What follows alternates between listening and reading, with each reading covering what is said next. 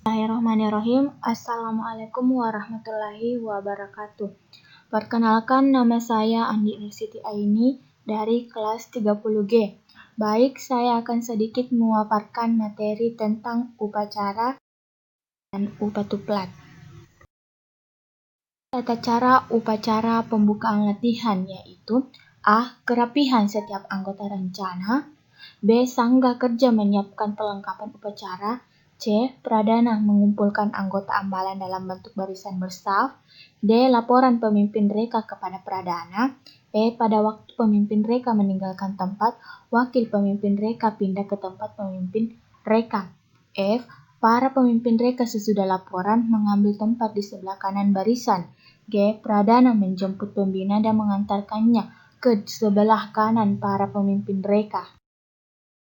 Mengambil tempat di depan barisan sesuai dengan adat racana yang berlaku. I. Petugas bendera mengibarkan sang merah putih, Pradana memimpin penghormatannya. J. Pembaca Dasadharma. K. Pembina penegak atau pembina upacara membacakan Pancasila diikuti oleh anggota racana. L. Pengumuman dari Pradana atau pembina, Pradana memimpin doa sesuai dengan agama dan kepercayaan masing-masing. N. Barisan dibubarkan oleh Pradana dilanjutkan dengan latihan kepramukaan.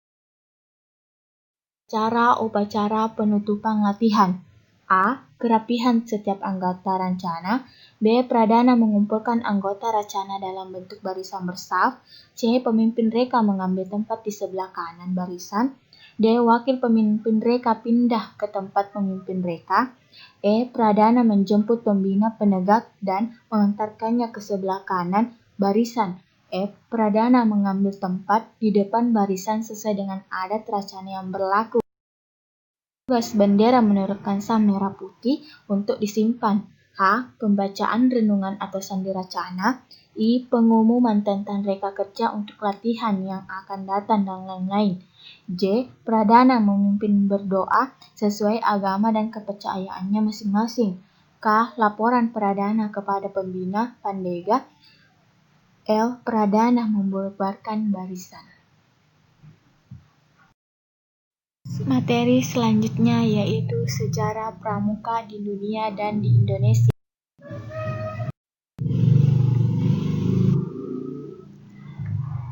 Adapun biodata Bapak Pandu Dunia Pramuka. Pada 25 Juli 1907, Lord Robert Baden-Powell, saat itu sebagai Letnan Jenderal Tentara Inggris, untuk pertama kalinya mengadakan perkemahan pramuka di Pulau Bronsea, Inggris selama 8 hari. Dan pada tahun 1908, Baden-Powell menulis buku tentang prinsip dasar kepramukaan atau Scouting for Boys, yang artinya pramuka untuk laki-laki. Pada tahun 1912, dengan bantuan adik perempuan Baden-Powell bernama Agnes, terbentuklah organisasi pramuka untuk perempuan dengan sebutan Girls Guidance. Pada tahun 1916, didirikanlah kelompok pramuka siaga dengan nama Cub atau Anak Serigala. Pada tahun 1918, dibentuk Rover Scout, yaitu organisasi pramuka bagi yang telah berusia 17 tahun. Dan pada tahun 1922, Baden-Powell menerbitkan buku Rovering to Success, yang menggambarkan seorang pemuda yang harus menggayuh sampannya menuju ke pantai bahagia. Adapun Jambore Dunia. Jambore Dunia ke-1 dilaksanakan di Olympia Hall, London. Dalam kegiatan tersebut diundang pula peserta dari 27 negara, dan pada saat itu Baden-Powell diangkat sebagai Bapak Pandu Sedunia atau Chief Scout of the World. Adapun pelaksanaan Jambore Dunia. Pada masa pendudukan Belanda, berdirinya gerakan pramuka di Indonesia diawali dengan dibentuknya Netherlands Pathfinders Organization pada tahun 1912. Dan pada tahun 1916, pemerintah Belanda mengubah NOPO dengan nama NIPV atau Nederland Indische Padvinders Vereniging, Persatuan Pandu-Pandu Hindia Belanda. Dalam waktu singkat, muncul berbagai organisasi kepanduan yang dibentuk oleh pemimpin negara nasional, gerakan nasional di Indonesia antara lain JPO atau Javanese Padvinders Organisation, JJP, Jong Java Padvinderi, NATPIJ, Nationale Islamische Padvinder, SIAP atau Serakat Islam Afdeling Padvinder, HW Hizbul Wathon. Pemerintah Hindia Belanda memberikan larangan penggunaan istilah Padvinder pada Ki Haji Agus Salim mengganti nama Padvinderi menjadi Pandu atau Kepanduan. Pada tahun 1930, organisasi kepanduan IPO APK atau Pandu Kesultanan PPS atau Pandu Pemuda Sumatera melembur menjadi KBI, Kepanduan Bangsa Indonesia. Pada tahun 1931 dibentuk PAPI atau Persatuan Antara Pandu Indonesia, dan pada tahun 1938 berubah menjadi BPPKI atau Badan Pusat Persaudaraan Kepanduan Indonesia. Masa pendudukan Jepang. Pada masa ini organisasi kepanduan dilarang, maka banyak dari tokoh pandu yang beralih dan memilih bergabung Kibondan, Sinandan, dan Peta. Masa setelah proklamasi kemerdekaan pada tahun 28 Desember 1945 dibentuklah Pandu Rakyat Indonesia dan menjadi satu-satunya organisasi kepanduan. Pada Pandu Rakyat Indonesia mengadakan Kongres 2 di Yogyakarta pada tanggal 20-22 Januari 1950 yang memutuskan beberapa keputusan, diantaranya adalah menerima konsepsi baru, yaitu memberi kesempatan kepada golongan khusus untuk menghidupkan kembali bekas organisasinya masing-masing, dan terbukalah suatu kesempatan bahwa Pandu Rakyat Indonesia bukan lagi satu-satunya organisasi kepanduan Indonesia dengan ditetapkannya Surat Keputusan Menteri Pendidikan, Pengajaran, dan Kebudayaan Nomor 2344 Bab A tertanggal 6 September 1951.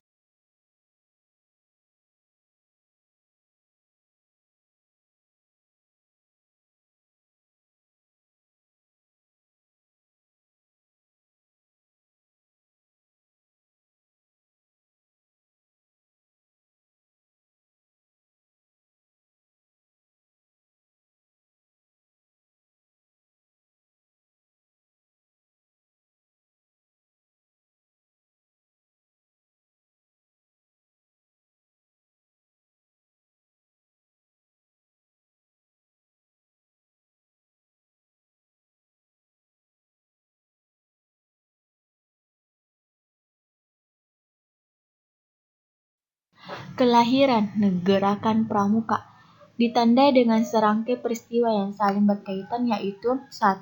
Pidato Presiden atau Mandataris MPRS pada tanggal 9 Maret 1961 di Istana Negara. Peristiwa ini kemudian disebut sebagai Hari Tunas Gerakan Pramuka. 2. Diterbitkannya Keputusan Presiden Nomor 238 Tahun 1961 tanggal 20 Mei 1961 tentang Gerakan Pramuka sebagai satu-satunya organisasi kepanduan yang ditugaskan menyelenggarakan pendidikan kepanduan bagi anak-anak dan pemuda Indonesia serta mengesahkan anggaran dasar Gerakan Pramuka yang dijadikan pedoman, petunjuk, dan pegangan bagi para pengelola Gerakan Pramuka dalam menjalankan tugasnya.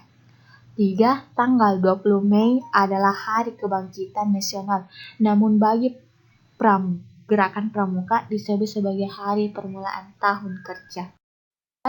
Pernyataan para wakil organisasi kepanduan di Indonesia yang dengan ikhlas meleburkan diri ke dalam organisasi Gerakan Pramuka dilakukan di Istana Olahraga Senayan pada tanggal 30 Juli 1961. Peristiwa ini kemudian disebut sebagai Hari Ikrar Gerakan Pramuka. 5. Pelatihan Mapinas, Kuarnas, dan Kuarnari di Istana Negara diikuti defile pramuka untuk diperkenalkan kepada masyarakat yang didahului dengan penganugerahan panji-panji Gerakan Pramuka. Pada tanggal 14 Agustus 1961, peristiwa ini kemudian disebut sebagai Hari Pramuka. Gerakan Pramuka diperkenalkan. 1. Pidato Presiden pada tanggal 9 Maret 1961 juga menggariskan agar pada peringatan proklamasi kemerdekaan Republik Indonesia, Gerakan Pramuka telah ada dan dikenal oleh masyarakat. 2. Menurut anggaran dasar Gerakan Pramuka, pemimpin perkumpulan dipegang oleh Majelis Pimpinan Nasional atau Mapinas, yang di dalamnya terdapat Kuartir Nasional Gerakan Pramuka dan Kuartir Nasional Harian. 3. Mapinas diketuai oleh Dr. Insinyur Soekarno, Presiden Republik Indonesia, dengan Wakil Ketua 1 Sri Sultan Hamengkubuwono dan Wakil Ketua 2 Brigjen TNI Dr. Andi Aziz Saleh. 4. Dalam Kuarnas, Sri Sultan Hamengkubuwono menjabat Ketua dan Brigjen TNI Dr. Andi Aziz Saleh sebagai Wakil Ketua merangkap Ketua Kuarnari. 5. Gerakan Pramuka secara resmi diperkenalkan kepada seluruh rakyat Indonesia pada tanggal 14 Agustus 1961, bukan saja ibu kota Jakarta, tetapi juga di tempat yang penting di Indonesia. Di Jakarta, sekitar 10.000 anggota Gerakan Pramuka mengadakan apel bersama yang diikuti dengan pawai, pembangunan, dan defile di depan Presiden dan berkeliling Jakarta. Materi selanjutnya yaitu materi LKBB atau latihan keterampilan baris berbaris.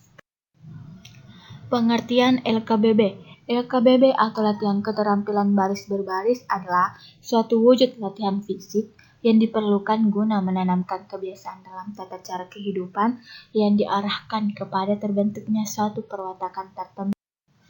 Jenis-jenis LKBB.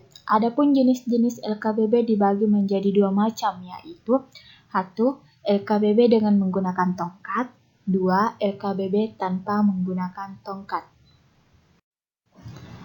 Fungsi LKBB. Fungsi latihan keterampilan baris berbaris adalah guna menumbuhkan sikap disiplin, rasa tanggung jawab, dan rasa persatuan.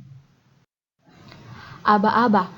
Aba-aba adalah suatu perintah yang diberikan oleh seseorang pemimpin kepada yang dipimpin untuk dilaksanakannya pada waktu secara serentak atau berturut-turut. Adapun macam-macam aba-aba ada 3 macam, yaitu 1. Aba-aba petunjuk, 2. Aba-aba peringatan, 3. Aba-aba pelaksanaan. Aba-aba petunjuk dipergunakan hanya jika perlu untuk menegaskan maksud dari aba-aba peringatan atau pelaksana. Aba-aba peringatan adalah inti perintah yang cukup jelas untuk dapat dilaksanakan tanpa ragu-ragu. Aba-aba pelaksanaan adalah ketegasan mengenai saat untuk melaksanakan aba-aba pelaksanaan yang dipakai ialah gerak, jalan, dan mulai. Penjelasan. Gerak adalah untuk gerakan-gerakan kaki yang dilakukan tanpa meninggalkan tempat dan gerakan-gerakan yang memakai anggota tubuh lain. Contohnya jalan di tempat, gerak, siap, gerak, hadap kanan, gerak, lencang kanan, gerak. 2. Jalan adalah untuk gerakan yang dilakukan dengan meninggalkan tempat. Contohnya haluan kanan, haluan kiri, jalan 2 langkah ke depan, jalan 1 langkah ke belakang, jalan. 3. Mulai adalah untuk dipakai pada pelaksanaan peringatan yang harus dikerjakan berturut-turut. Contohnya, hitung mulai. Adapun gerak dasar LKBB: 1. Siap atau sikap sempurna. 2. Istirahat di tempat. 3. Lencan depan. 4. Lencan kanan. 5. Lencan kiri. 6. Hadap kanan. 7. Hadap kiri. 8. Hadap serong kanan. 9. Hadap serong kiri. 10. Hormat. 11. Hitung. 12. Setengah lengan lencan kanan. 13. Setengah lengan lencan kiri. 14. Jalan di tempat. 15. Balik kanan. 16. Langkah tegak. Baris berbaris dengan tongkat. Sikap sempurna atau siap. Saat melakukan sikap sempurna, tata cara menggunakan tongkat yang benar adalah: 1. Tongkat dipegang dengan menggunakan jari jempol dan telunjuk tangan kanan atau seperti memegang pensil waktu akan menulis. 2. Tangan lurus ke bawah. 3. Tongkat berdiri tegak lurus di atas tanah, tepat di samping kanan sepatu sebelah kanan. 4. Menghadap lurus ke depan. Sikap saat akan melakukan gerakan. Saat akan melaksanakan suatu gerakan dalam PBB, seperti akan hadap kanan, hadap kiri, balik kanan, tata cara menggunakan tongkat yang benar adalah: 1. Dari sikap sempurna, tongkat digenggam dan diangkat lurus ke atas dengan posisi tangan setinggi ikat pinggang. 2. Melaksanakan gerakan PBB sebagai mana diperintahkan seperti hadap kanan atau hadap kiri. Sikap saat memberikan salam biasa. Salam biasa adalah salam pramuka atau penghormatan yang diberikan kepada sesama pramuka maupun kakak pembina baik di luar upacara maupun saat upacara. Saat memberikan salam biasa, penggunaan tongkat yang benar adalah: 1. Dari sikap sempurna, tongkat digenggam dan diangkat lurus ke atas dengan posisi tangan setinggi ikat pinggang. 2. Tangan kiri dibuka, diletakkan rata di depan dada dengan telapak tangan menghadap ke bawah, dan ujung ibu jari tangan kiri menyentuh tongkat. 3. Pandangan mata lurus ke depan, melihat ke arah yang diberikan salam. Sikap saat memberikan salam hormat atau janji. Salam hormat adalah salam atau penghormatan yang diberikan kepada bendera merah putih saat dikibarkan. Lagu Indonesia Raya saat dikumandangkan kepala dan wakil kepala negara, para duta negara, panglima tinggi, para menteri dan pejabat-pejabat lainnya. Jenazah yang sedang dikuburkan saat memasuki makam pahlawan. Sedangkan salam janji adalah salam atau penghormatan yang dilakukan saat pengucapan Satya Pramuka. Saat memberikan salam hormat dan janji, penggunaan tongkat yang benar adalah: tongkat pindah digenggam dengan tangan kiri atau ibu jari dengan keempat jari lainnya, dengan posisi tongkat miring atau bagian bawah di sisi kanan tubuh sedangkan bagian atas di sisi kiri tubuh, di depan dada. 2. Tangan kanan memberikan salam hormat, yaitu diangkat pada pelipis dengan posisi telapak tangan miring, terbuka, punggung tangan di bagian atas dan kelima jari rapat. Sikap saat melaksanakan gerakan maju jalan atau lari maju.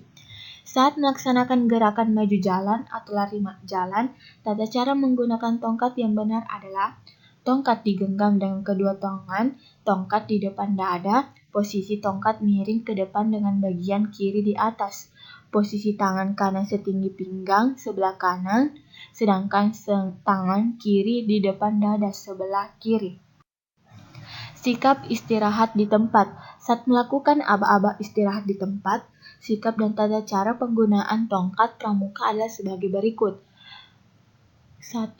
Kaki kiri membuka 1 langkah dengan kiri.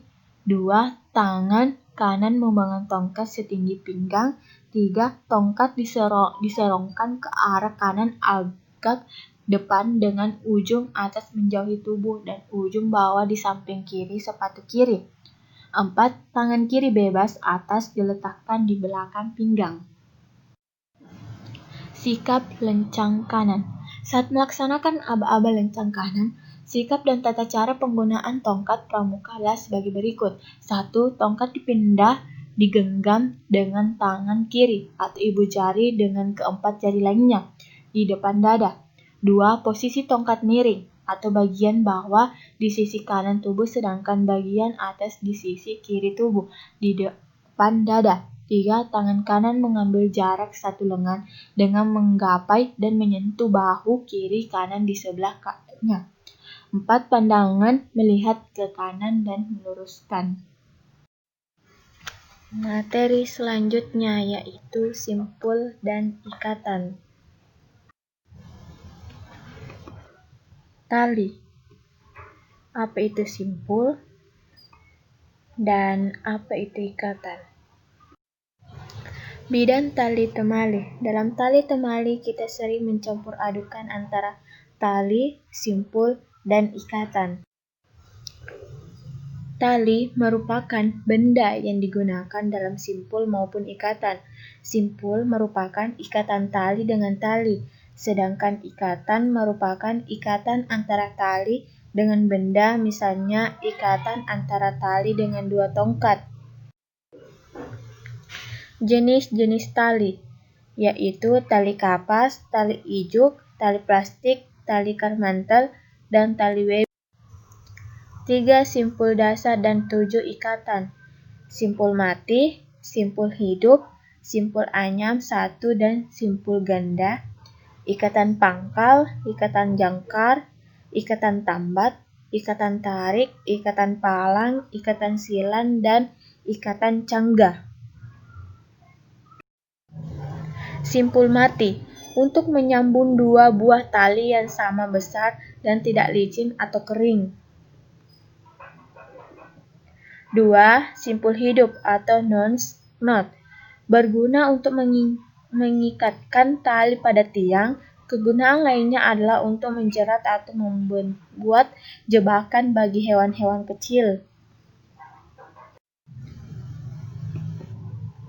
Simpul anyam, untuk menyambung dua buah tali yang tidak sama besar dalam keadaan kering atau licin.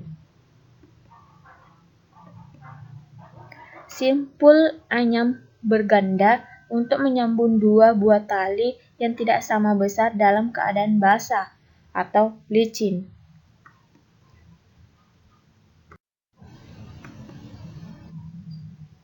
Satu, ikatan pangkal merupakan salah satu ikatan yang sering sekali digunakan untuk mengawali atau mengakhiri suatu simpul lainnya. 2. Ikatan jangkar, fungsi untuk membuat tanduh darurat atau dapat juga digunakan untuk mengikat timbah atau ember. 3. Ikatan tambat, juga berfungsi sebagai awalan pada simpul-simpul yang lainnya seperti ikatan silan dan ikatan palang.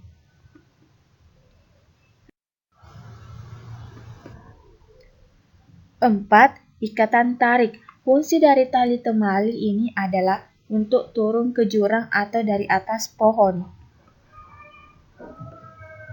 5. Ikatan palang, berfungsi untuk mengencangkan kedua tongkat secara vertikal dan horizontal sehingga kedua tongkat tersebut menjadi satu dan sulit dilepaskan.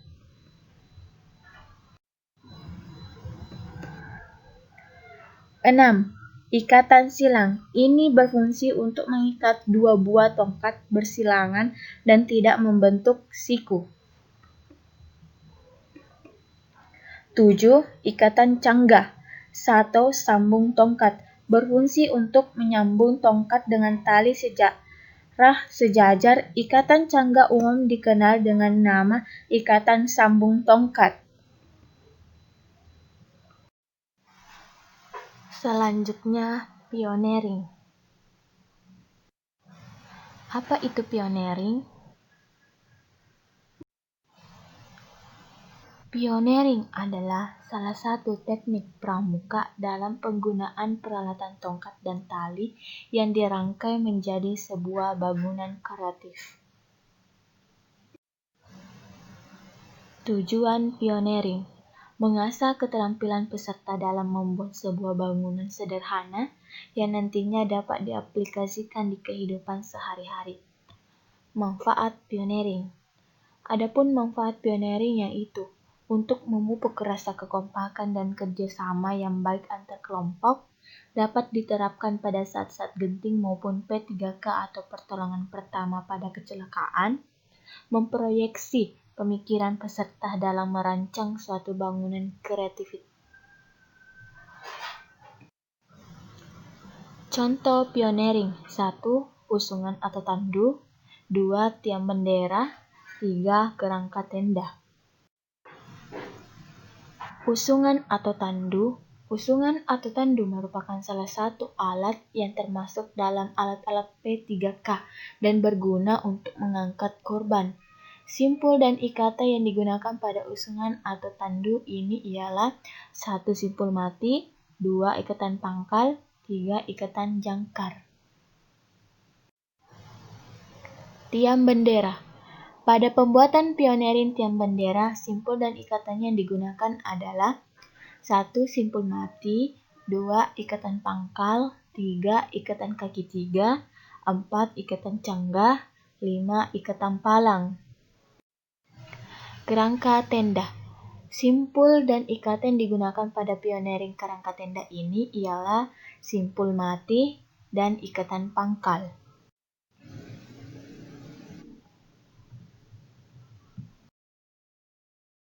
Seri selanjutnya, sandi dan morse. Adapun sejarah sandi.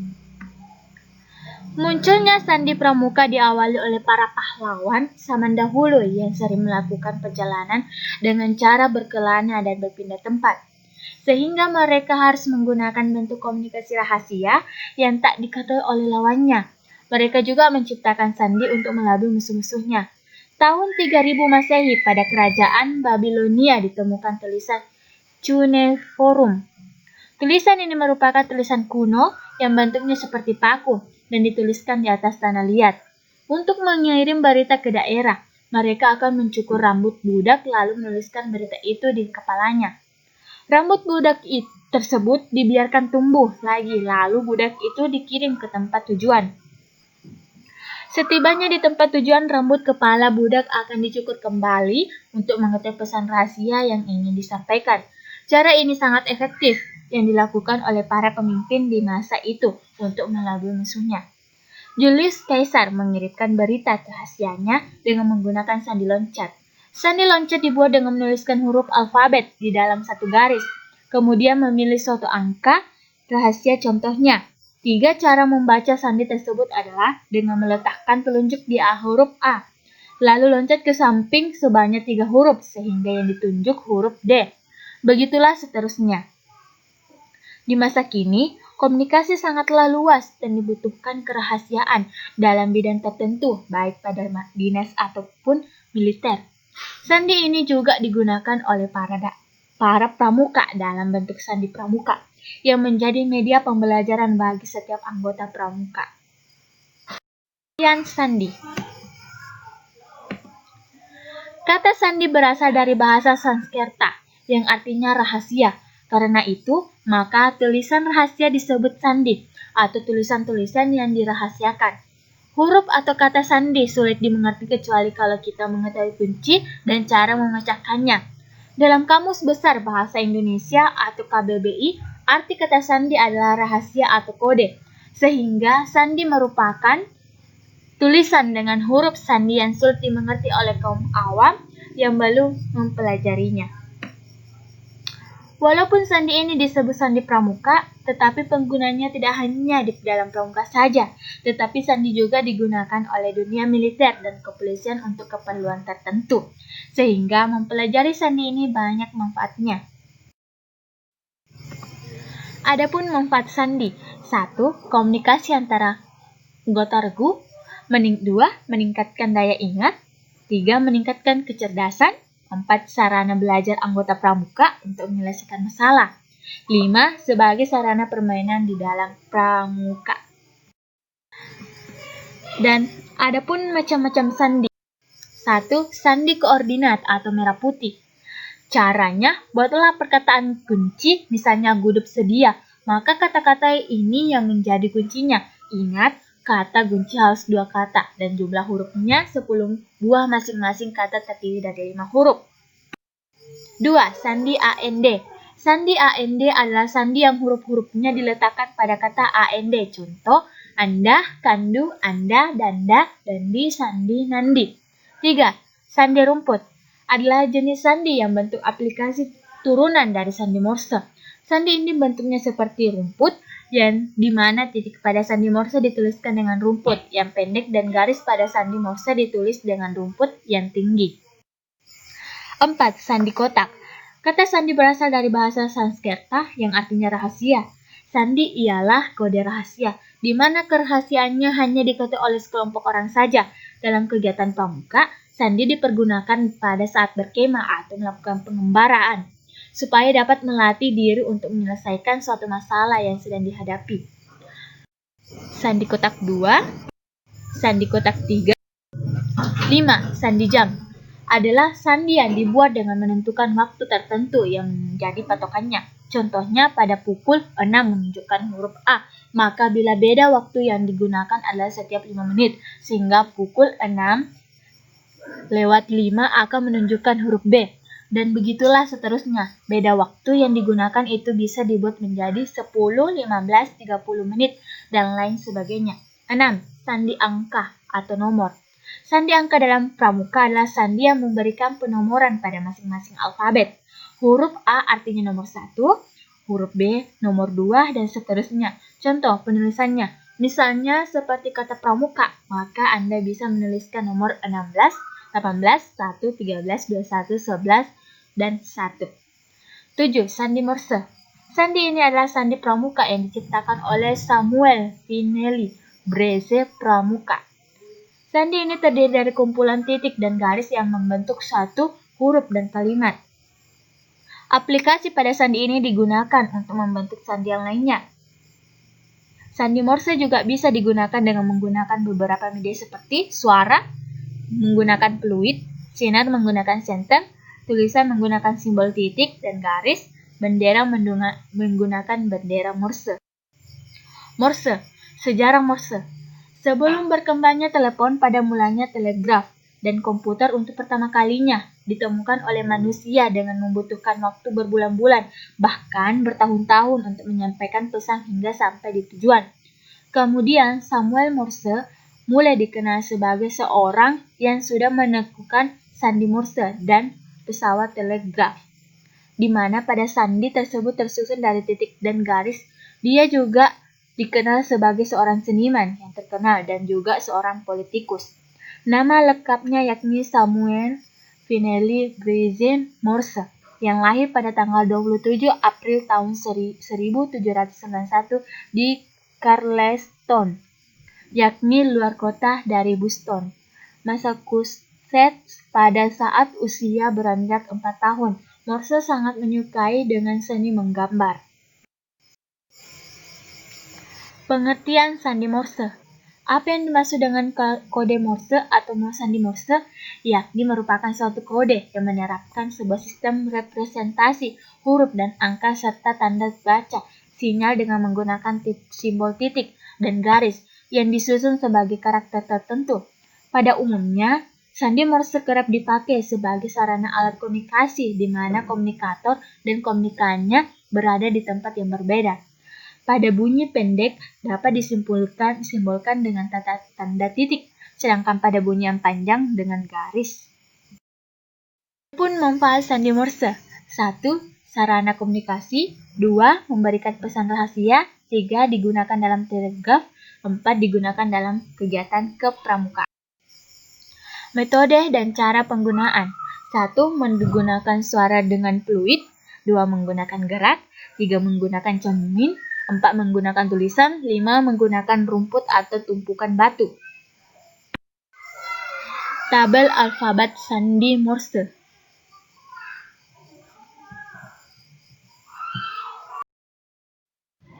Selanjutnya, semafor.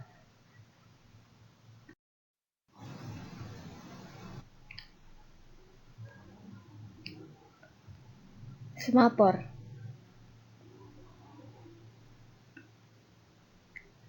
Pengertian dan sejarah semapor. Rumus semapor. Tata cara pengiriman semapor.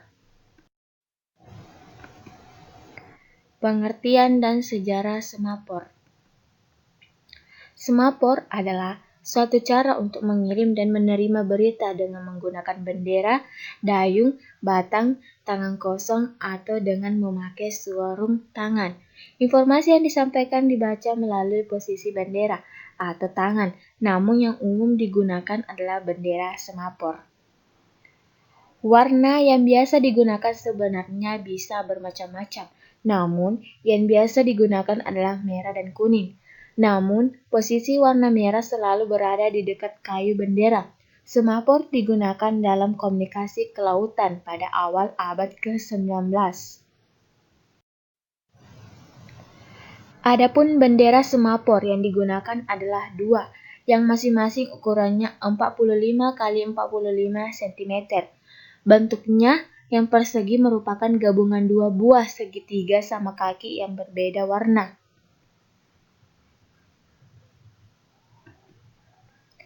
Semapor merupakan program yang ditemukan oleh E. W.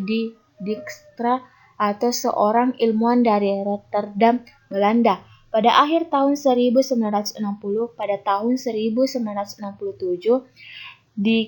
Dijkstra mengajukan sebuah konsep di mana kita menggunakan suatu variabel integer untuk menghitung banyaknya proses yang sedang aktif atau yang sedang tidak aktif. Rumus semapor.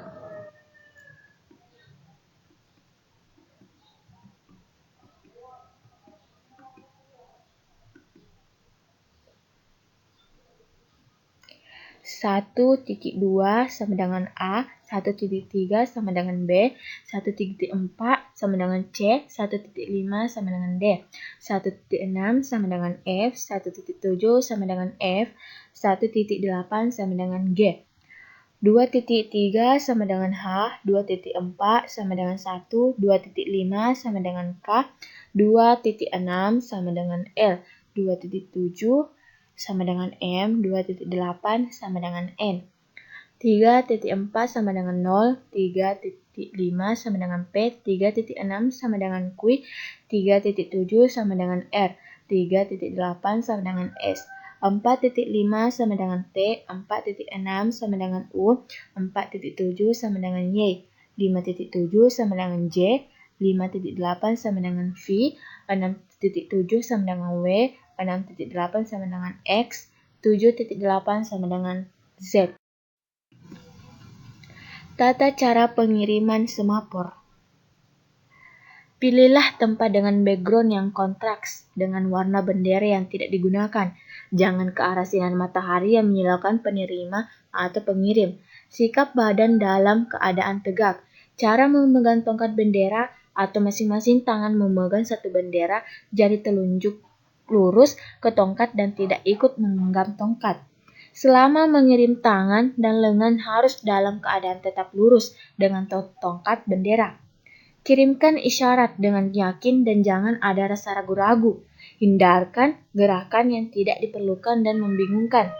Usahakan bendera tidak dalam keadaan terlipat pada tongkatnya. Pengiriman pesan dilakukan harus per huruf dan tidak perlu kembali ke sikap atau posisi sempurna. Setelah satu kata terkirim baru ditutup dengan sikap sempurna. Baik, dan materi terakhir yaitu materi menaksir. Menaksir adalah memperkirakan mengira-ngira tinggi suatu pohon, lebar sebuah sungai, arus sungai, jalan perjalanan, keadaan, cuaca, dan pengukur berat suatu benda. Adapun menaksir terbagi beberapa macam. 1. Menaksir diri sendiri. 2. Menaksir jarak atau perjalanan. 3. Menaksir cuaca. 4. Menaksir lebar. 5. Menaksir tinggi. 6. Menaksir deras arus. Yang paling umum digunakan dalam pramuka adalah menaksir lebar dan tinggi. Adapun cara-cara menaksir. 1. Menaksir tinggi pohon atau metode segitiga siku-siku 45 derajat. Ukurlah dengan menggunakan tongkat pramuka, biasanya berukuran 160 cm dari pangkal pohon ke sebelah samping. Panjang ukuran terserah menyesuaikan dengan kondisi medan.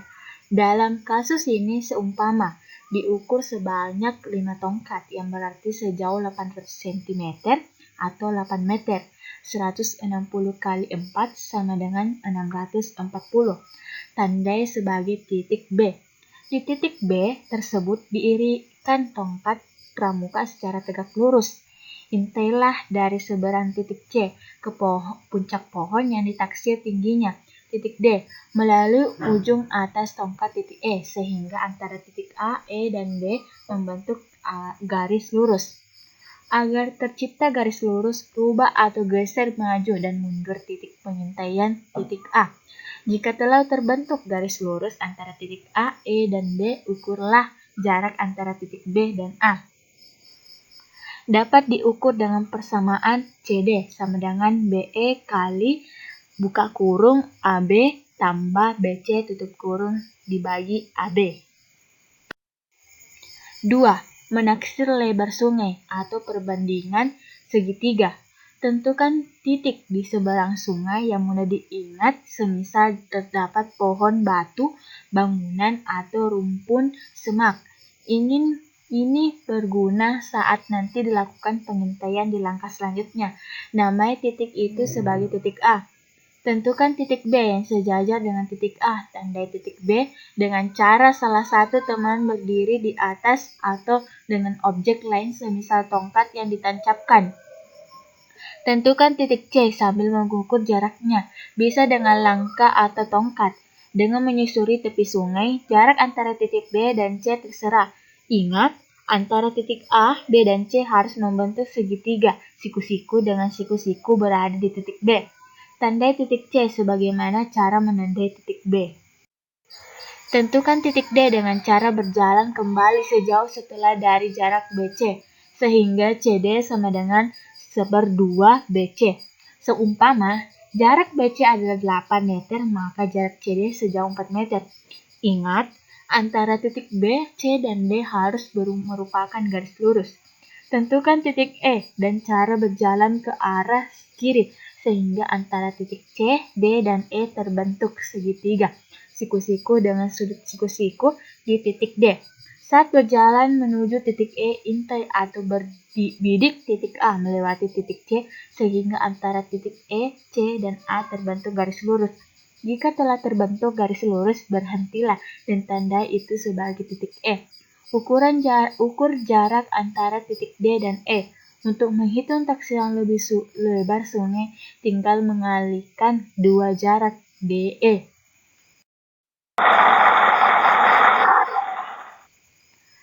Baik, terima kasih. Itulah tadi sedikit pemaparan materi tentang pramuka. Baik, saya akhiri dengan ucapan wabillahi taufiq wal hidayah. Wassalamualaikum warahmatullahi wabarakatuh.